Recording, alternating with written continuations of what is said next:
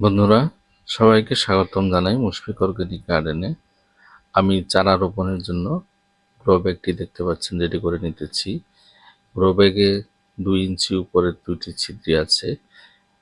এটি অনলাইন থেকে নিয়ে এসেছি। আমি ছিদ্র বানিয়ে নিব, নিচে 2টি এবং সাইডে 2টি। আমি লোহা রড গরম করে নিয়েছি। এখন আমি নিচে 2টি ছিদ্র বানিয়ে নিয়েছি। তারপর উপরে সাইডে দেখতে পাচ্ছেন আমি আরো 2টি ছিদ্র করে নিতেছি। লাগানো মাত্র ছিদ্র হয়ে যায়, যেহেতু গরম রড। কারণ অরিজিনাল ছিদ্র 2 ইঞ্চি উপরে থাকে, ড্রেনেজ সিস্টেমটি ভালো হবে না। তো সেই জন্য আমি ছিদ্র করে নিলাম। তো তারপর আমি মাটি বানিয়ে নিচ্ছি। তো আমি প্রথমে নিয়ে নিচ্ছি 2 কড়াই এঁটেল মাটি। একে আমি দোআঁশ মাটি বানিয়ে নিব। তারপর 2 কড়াই বালি মাটি। তারপর আমি নিয়ে নেব 2 কড়াই কম্পোস্ট সার। আপনারা কম্পোস্ট সারের পরিবর্তে গোবর সার নিতে পারেন। তো আমার মোট হয়ে গেল 1 ভাগ এঁটেল মাটি, 1 ভাগ বালি আর 1 ভাগ কম্পোস্ট। তো এইভাবে 1:1:1 রেশিও নিয়ে নেবেন। তারপর নিয়ে নিচ্ছি আমি, দেখতে পাচ্ছেন, হাড়ের গুঁড়ো।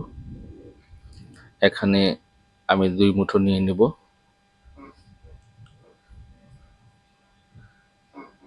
এভাবে আপনারাও নিয়ে নেবেন 2 মুঠো হাড়ের গুঁড়ো মাটি তৈরি করার জন্য। কারণ এই হাড়ের গুঁড়োর মধ্যে প্রচুর পরিমাণে ফসফেট, পটাশ এবং ক্যালসিয়াম থাকে।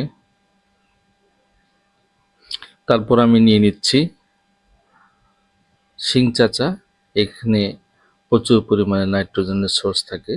যেহেতু ছোট চারা গাছ রোপণ করব, নাইট্রোজেনের চাহিদা বেশি হয়, কারণ নাইট্রোজেন গাছের বৃদ্ধিতে সাহায্য করে। এটিও আমি 2 মুঠো নিয়ে নিলাম। তারপর এখন আমি খুব ভালোভাবে এই মাটির সাথে সারগুলো মিশিয়ে নিব।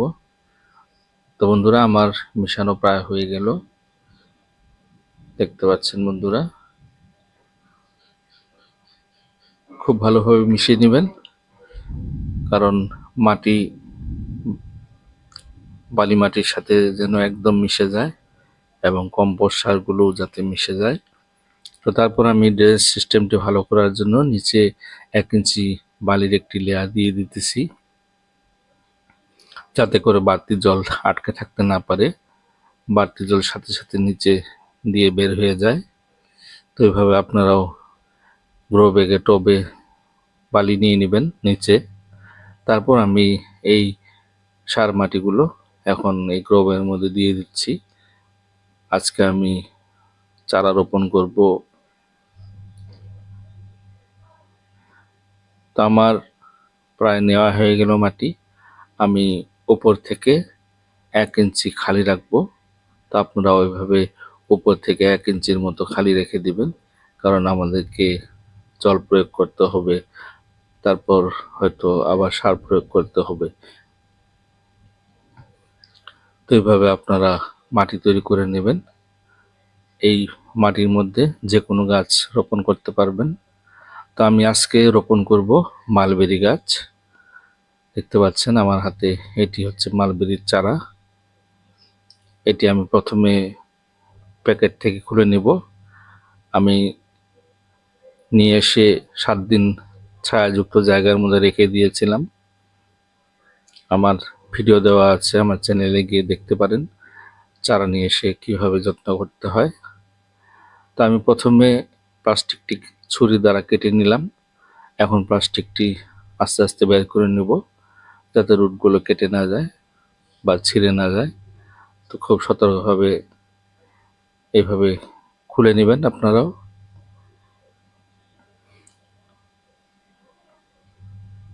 তো বন্ধুরা, মালবেরি একটি খুব সুস্বাদু ফল। তো তারপর আমি ঠিক মাঝখানে একটি গর্ত করে নিয়েছি, দেখতে পাচ্ছেন। তারপর এই মাটির উপরের অংশ চারপাশ থেকে আমি কিছু ফেলে দেব, শিকড় যাতে একটু বের হয়ে আসে। এইভাবে চারা রোপণ করার আগে আপনারাও শিকড় একটু বের করে নেবেন উপর থেকে বা নিচ থেকে। তা আমি দেখতে পাচ্ছেন কিছু মাটি ফেলে দিলাম ছুরির সাহায্যে, যেহেতু শক্ত মাটি সেই জন্য ছুরির সাহায্যে আমি মাটিগুলো একটু ফেলে দিলাম। তারপর আমি ঠিক মাঝখানে গ্রো ব্যাগের এই চারাটি রোপণ করব। সিধাভাবে রোপণ করবেন, গাছটি যাতে আকাশ থেকে একদম সোজাসুজি হয়ে যায়, তেরা ঠিক না। তো এখন আরো একটু গর্ত খুঁড়ে নিলাম আমি, যেহেতু চারাটি মাটি অনেক আছে গোড়ায়। তো এভাবে আপনারাও চারা রোপণ করার আগে ভালোভাবে লক্ষ্য রাখবেন, যাতে করে যে গোড়াটি আছে সেই গোড়া মাটিগুলো এবং যে গ্রো ব্যাগ বা টবে রোপণ করবেন বা মাটিতে রোপণ করবেন সেই মাটির সাথে একদম মিলে যায়, যাতে একদম উপরেও না থাকে, যাতে একদম গর্তেও চলে না যায়, সেই দিকটা আপনারা লক্ষ্য রাখবেন। তো দেখতে পাচ্ছেন আমি খুব ভালোভাবে দিয়ে দিলাম চারাটি। তারপর এখন দিয়ে দিচ্ছি আমি humic acid and fulvic acid 98। এটি একটি চমৎকার ম্যাজিক সার। এটি দিলে রুট দ্রুত গতিতে বাড়তে থাকে। রুট যদি আমাদের বা শিকড় যদি আমাদের দ্রুত গতিতে বাড়ে, তাহলে আমাদের গাছ দ্রুত গতিতে বৃদ্ধি হবে।